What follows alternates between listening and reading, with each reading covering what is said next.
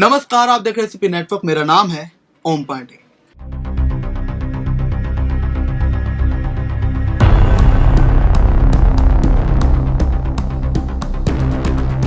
आज के इस शो का फॉर्मेट कुछ अलग रहने वाला है।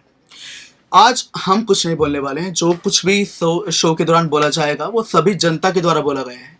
सवाल जनता के होंगे, सवाल उन नेताओं के होंगे जो उठाए गए हैं। कथनी भी उन्हीं नेताओं की, करनी भी उन्हीं नेताओं की। तो आज इस शो के दौरान हम कुछ नहीं बोलेंगे और निष्पक्षता जो पत्रकारिता का सबसे परम धर्म है उसे निभाया जाएगा। हम सिर्फ तथ्यों को आगे रखेंगे। बहरहाल शो की शुरुआत होगी, लेकिन शो की शुरुआत करने के पहले आप सभी को एक कार्य देता हूँ। आंखें बंद कीजिए, शांति से बैठिए। एक शब्द आपके सामने रखूंगा, मदरसा। आंखों को बंद रखिए। आपके सामने कुछ तस्वीरें बन गई होंगी जो आपके दिमाग के इर्द गिर्द गर्दिश कर रही होंगी। ऑब्वियसली, क्योंकि आंखें ऐसी ही चीज है।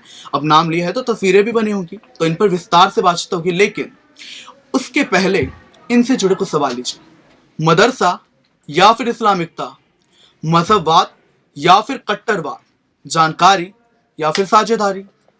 आज इन्हीं पर विस्तार से बातचीत होने वाली है, क्योंकि अब माहौल ही ऐसा बन चुका है मदरसों को लेकर। जब हमने आपके सामने शब्द रखा मदरसा, क्या आपके सामने एक इमेज बनी होगी कि ऐसा एजुकेशन इंस्टीट्यूशन जहां पर इस्लाम की जानकारी दी जाती है, शरिया कानून को पढ़ाया जाता है, कुरान पढ़ाई जाती है, और ये कह लीजिए मुसलमानों के गरीब बच्चे वहां पर शिक्षा लेते हैं। नकारात्मक बात करें तो ये कह लीजिए कि एक ऐसी जगह जहां पर कट्टरवाद, ऐसे कुछ लोग निकले जो कट्टरपंथी थे एकदम। यही नकारात्मक एक इमेज बन चुकी है, एक प्रोटोटाइप इमेज बन चुकी है मदरसों को लेकर। मगर अब एक ऐसा माहौल बन चुका है कि जिसे संभालने के लिए, इसकी शिक्षा को संभालने के लिए सरकार को भी एंटर करना पड़ा है इन मुद्दों में। देखिए, आपको एक और खास बात बताऊं कि ये जो आज के जो इस मॉडर्न एज में, इस आधुनिक युग में जो सब्जेक्ट्स पढ़ाए जाते हैं, commerce, logistics, mathematics, geography, astronomy, ये तब के मदरसों में भी पढ़ाए जाते हैं। क्योंकि मदरसे का जो मतलब है उर्दू में और अरबी में, वो यही है, एक ऐसा संस्थान जहाँ पर पढ़ाई शिक्षा दी जाती है। तो ये जो सब्जेक्ट आज के इस मॉडर्न एज में पढ़ाए जाते हैं, तब भी पढ़ाए जाते थे। लेकिन अब ऐसा क्या होने लगा है कि अब सरकार को उनका करिकुलम बदलना पड़ा, सरकार को इम्पोज करना पड़ा कि एनसीईआरटी भी पढ़ाना आवश्यक है। तो देखिए, कुछ ऐसे मामले सामने आए, कुछ ऐसी वारदातें सामने आई जहां पर ये पता चला कि कुछ मदरसों में जब स्टिंग ऑपरेशन कह लीजिए या फिर सर्चेस किए गए सरकार के द्वारा, तो वहां पर एकदम कट्टरपंथी शिक्षा दी जा रही थी। सिर्फ मजहब की शिक्षा दी जा रही थी, और जो भी ये सब्जेक्ट्स हैं, साइंस वगैरह, नहीं पढ़ाए जाए। तो ये नकारात्मक बात थी मदरसों को लेकर, जिसकी वजह से सरकार को एंटर करना पड़ा। अब बात हो रही है धर्म की, और वहां पर राजनीति ना आए तो ये तो बहुत ही फीकी बात है। जैसे घी के बिना रोटी हो ही नहीं सकता, हम खा ही नहीं सकते घी के बिना रोटी, यही कुछ है। तो देखिए, अगर भारत में बात करें तो भारत में कुल 3,71,000 बच्चे हैं जो मदरसों में पढ़ते हैं। पूरे भारत में कुल 24,010 मदरसे हैं, जिनमें से 4,000 से ज्यादा मान्यता प्राप्त है। अगर यूपी की बात करें तो यूपी में अकेले 16,000 से ज्यादा मदरसे हैं, और उनमें से केवल, ध्यान से सुनेगा, सिर्फ 558 ऐसे मदरसे हैं जो सरकारी मान्यता प्राप्त हैं।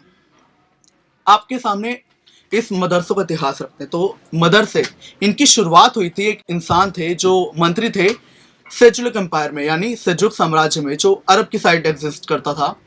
तो उनका नाम था निज़ाम अल मुल्क। इन्होंने 11वीं सदी में इन्होंने मदरसों की शुरुआत की।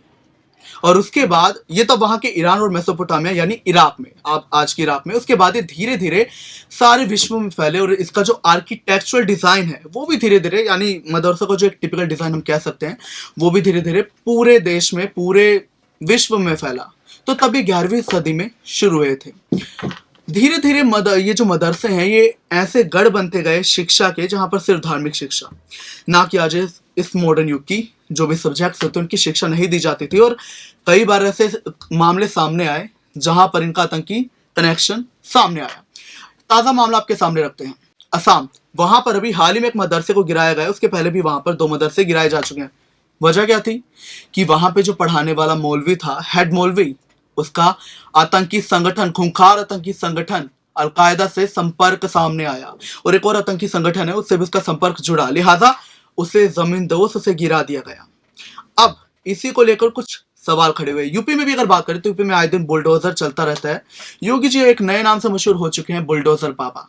वहां पर भी आजमगढ़ में भी मदरसा गिराया गया था इसी को लेकर।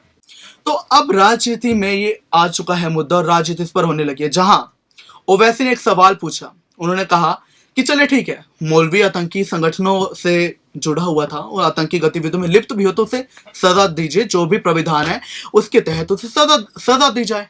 लेकिन पूरा मदरसा गिराने की जरूरत क्या है? अगर गुरुकुल का कोई आदमी या फिर कह लीजिए कोई चर्चिस का आदमी इन चीजों में लिप्त हो तो क्या फिर इन सभी को जमींदोज किया जाएगा? इसका काउंटर सवाल क्या है? एक ऐसा मौलवी जो आतंकी संगठनों से जुड़ा हुआ था, हम क्या उसके बारे में सोच सकते हैं कि उसने क्या शिक्षा क्या दी होगी? जायज से सवाल है, क्योंकि देखिए उसके अगर आतंकी संगठनों से कॉन्टैक्ट्स थे तो उसने बच्चों को भी तो थोड़ा कट्टरपंथी शिक्षा सिखाई होगी, उसने आतंकवाद के बारे में भी सिखाया होगा। यही एक काउंटर सवाल है जो खड़ा किया गया है और ये जवाब आपको देना है, ये सवाल हम आप पर छोड़ रहे हैं। एक और सवाल ओवैसी की तरफ से किया गया, उन्होंने कहा हाल ही में अभी एक गतिविधि चल रही है यूपी में, वहां पर जो योगी सरकार है वो सभी मदरसों को जो सरकार से फंडिंग नहीं लेते, कह लीजिए सारे मदरसों को, ये तो वैसे का सवाल था, उन्होंने कहा कि ये क्यों सारे मदरसों से उनकी जानकारी क्यों मांगी जा रही है?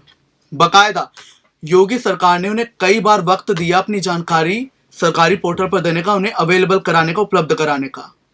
लेकिन ओवैसी ने सवाल खड़ा किया कि ये योगी कोई जानकारी इसलिए मांग रहे हैं कि ताकि उन्हें गिराया जा सके। क्यों? क्योंकि वो जितने भी मदरसे हैं वो सरकार से फंडिंग नहीं लेते।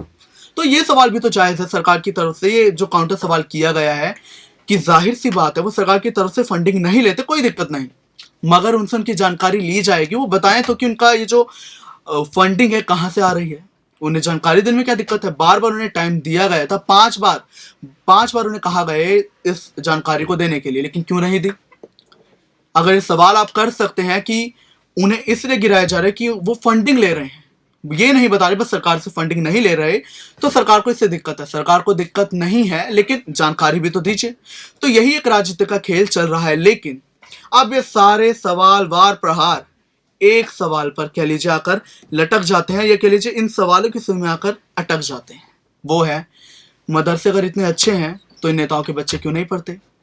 याद है आपको, मनीष सिसोदिया ने एक इंटरव्यू दिया था, उन्होंने ये बोला कि जब दिल्ली के स्कूलों की बात हो रही थी, उन्होंने ये बोला कि जरूर है कि हमारे बच्चे अगर उन स्कूलों में पढ़ेंगे तभी वो मशहूर कहलाएंगे, तभी वो अच्छे कहलाएंगे, उन्नत कहलाएंगे। ठीक है, ये आपकी सोच है, मगर अगर ये इतने अच्छे हैं तो आपके बच्चे क्यों महंगे स्कूलों में पढ़ते हैं? क्यों आप उन्हें मदरसों में नहीं डालते? अब इसी सवाल में आकर ये सारा मुद्दा अटक जाता है, यहीं पर फिर वार प्रतिवार चालू हो जाता है। यानी ये जो सियासी खिचड़ी है एक तरीके की, ये ऐसी चीज है कि इसमें बस मसाले पड़ते रहते हैं। खिचड़ी ऐसी है जो या बनेगी, देर में बनेगी, या फिर जल जाती है। ये कुछ ऐसी राजनीति का खेल है, राजनीतिक खिचड़ी ऐसी है। हमने आज आपके सामने जो सवाल रखे ये हमारे नहीं थे, हमने आपको बार बार बोला ये सवाल आप बेशक देखिएगा जनता के उठाए हुए थे और नेताओं के उठाए हुए थे, कथनी नेताओं की थी, करनी नेताओं की थी। आप भी एक बार गौर से सोचिए, मदरसे अच्छे हैं तो उनमें नेता के बच्चे क्यों नहीं पढ़ते? क्यों नहीं पढ़ाते वो अपने बच्चों को वहां पर? अगर मदरसे के आतंकी संगठन से लिंक जुड़े थे, उसे जमींदोज नहीं किया जाए तो फिर क्या किया जाए? बच्चों की शिक्षा पे सवाल आता है ना, कि बच्चों को क्या शिक्षा मिली होगी। और अगर बार बार सरकार ने बोला है, सरकार मदद भी देती है, सरकार फंडिंग भी देती है, तो आपको लेने में दिक्कत क्या है? सरकार ने अगर बोला है कि एनसीईआरटी पढ़ाना शुरू कीजिए, क्या दिक्कत है? अभी भी कई मदरसे देश में ऐसे जो सिर्फ धर्म के नाम पर धार्मिक कट्टरवाद फैला रहे हैं। कोई मॉडर्न युग का कोई सब्जेक्ट नहीं है, कोई आधुनिक जानकारी नहीं है। हाँ, आपके सामने कुछ शख्सियतें ऐसी रखते हैं जिन्होंने मदरसे से पढ़ाई की, लेकिन उनके विचार उच्च कोटि के थे, उन्हें देखकर कतई नहीं लगता कि वो शायद इन मदरसे से पढ़े होंगे। कुछ मदरसे ऐसे हैं जो बहुत ज्यादा अच्छे हैं। डॉक्टर एपीजे अब्दुल कलाम, फखरुद्दीन अली अहमद जो भारत के पूर्व राष्ट्रपति थे, जाकिर नायक और भी कई सारी, राजा राम मोहन रॉय जिन इतने खुले विचार के थे, इतने खुले विचार के जो राजा राम मोहन रॉय थे, इन्होंने भी मदरसे से पढ़ाई की थी। लेकिन ये तो चलो मुस्लिम धर्म की बात रही, लेकिन दाराशी को आप सभी जानते हैं, उन्होंने भी संस्कृत की पढ़ाई की थी, उनके गुरु भी हिंदू थे। तो ये तो चलिए ऐसे उच्च कोटि के लोग थे जिन्हें धर्म से कोई लेना देना नहीं था, उन्हें शिक्षा से लेना देना था। अभी भी आईएएस, डॉक्टर और इंजीनियर ये सारे मदरसों से निकले, लेकिन इतनी तादाद में नहीं। तो सवाल इसी जगह पर आके अटक जाता है कि आप अपने बच्चों को क्यों नहीं पढ़ाते? क्यों उन्हें विदेश भेजा जाता है डिग्री लेने के लिए? उन्हें मदरसे में क्यों नहीं पढ़ाया जाता? और ये सच है, कई रिसर्चेज ऐसी सामने आई है जहां पर मजहब ये मदरसों में सिर्फ धार्मिक कट्टरवाद के बारे में पढ़ाया गया। बहरहाल एसीपी नेटवर्क इन्हीं मुद्दों को उठाता रहेगा जो विवाद पैदा करते हैं। सवाल आपके, कथनी आपकी, करनी आपकी, हमारा कुछ नहीं। हमारी सिर्फ और सिर्फ पत्रकारिता का परमो धर्म निष्पक्षता रहेगा। आप देख रहे हैं एसीपी नेटवर्क।